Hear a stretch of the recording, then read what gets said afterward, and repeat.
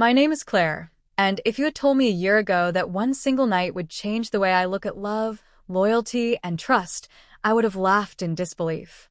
My life had always been predictable.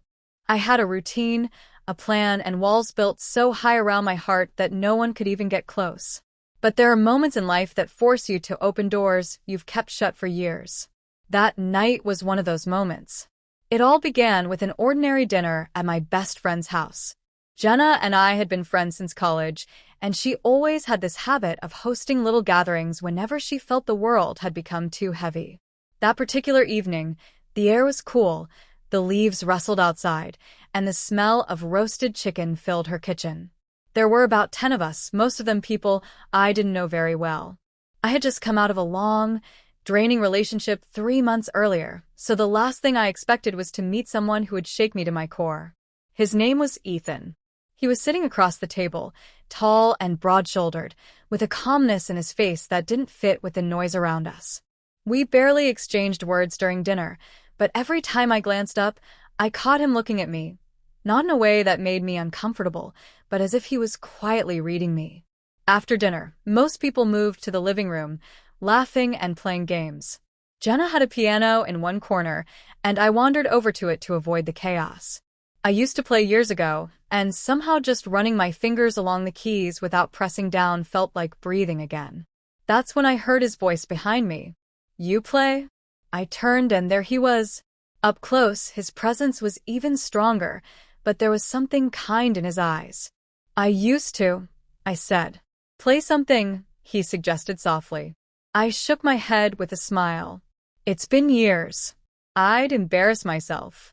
Instead of pushing, he sat down on the bench beside me, leaving just enough space to respect my boundaries. "Then just press one key. I want to hear the sound." So I did. Just a single note. And for a strange moment, we just sat there, listening to it fade away. It was the kind of silence that says more than words. From that point on, we talked for hours. The room was full of chatter, but it was as if we were in our own little world. He told me about his job in architecture, about how he liked to sketch late at night when the world was quiet. I told him about the bookshop where I worked, how I love stories because they let me feel things I was too afraid to experience in real life. I don't know how it happened, but I told him more than I've told anyone in years. Maybe it was the safety in his voice, or maybe it was just the way he listened, really listened, as if everything I said mattered. At some point, someone turned on music in the other room. It wasn't loud, but it was enough to shift the mood. Ethan stood up, extended a hand, and asked, "Do you want to dance?" I laughed. "Here? Everyone will see." "Let them," he said. So we danced. Slowly, awkwardly at first, and then as if we'd done it 1,000 times before. People looked, some teased, but I didn't care. It was the first time in months that I felt something other than emptiness. That was the night it all started. In the weeks that followed, Ethan and I began to see each other. It wasn't some whirlwind romance full of dramatic gestures. It was simple, quiet, and exactly what I needed.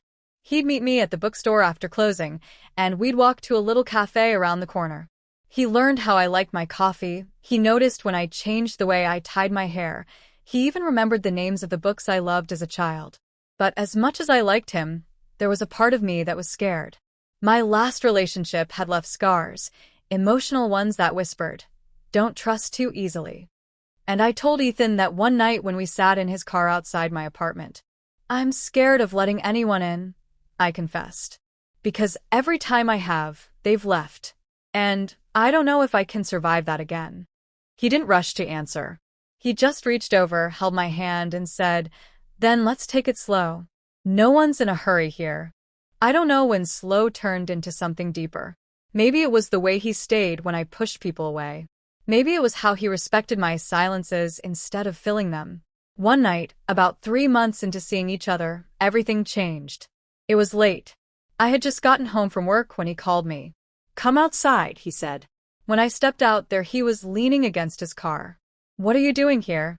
I asked. "Drive with me," he said. We drove out of town, the city lights fading in the distance. He didn't tell me where we were going. After about an hour, we stopped at this little cabin by a lake. He told me it belonged to a friend who was out of town. It was quiet, only the sound of the wind through the trees and the water lapping at the shore. Inside, there was a fire already going. We sat on the couch, talking about everything and nothing. There was no music, no distraction, just the sound of our voices. Then there was a moment of silence, and I looked at him.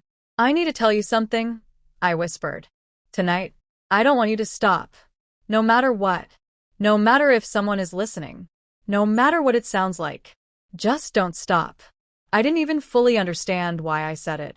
Maybe it was because, for so long, I felt like life kept stopping for me. People would start to love me, and then stop. They'd start to care, and then stop. I was tired of everything being half-finished. Ethan looked at me with those steady eyes. "I'm here," he said. "I'm not going anywhere." And for the first time in years, I believed someone when they said that. That night, we stayed close, not just physically, but in every way that mattered. We talked until our voices were hoarse, until the fire burned low, until I couldn't tell where my fears ended and his presence began. I told him things I had never told anyone, about the pain I carried from my parents' divorce, about the betrayal in my last relationship, about how I had started to believe I was too broken to be loved. He listened, and he didn't try to fix me. He just stayed. At one point, I started crying. I was embarrassed and tried to hide it, but he held me tighter. "Don't stop," I whispered through tears. "Just stay. Please don't stop." And he didn't. Outside, the wind was howling. Inside, there were moments when I was sure the whole world could hear me, but I didn't care. For once, I wasn't hiding. We fell asleep on that couch, my head on his chest, his arms around me.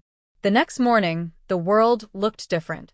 The lake outside shimmered in the sunlight, and for the first time in so long, I felt like I could breathe. Life after that night wasn't perfect.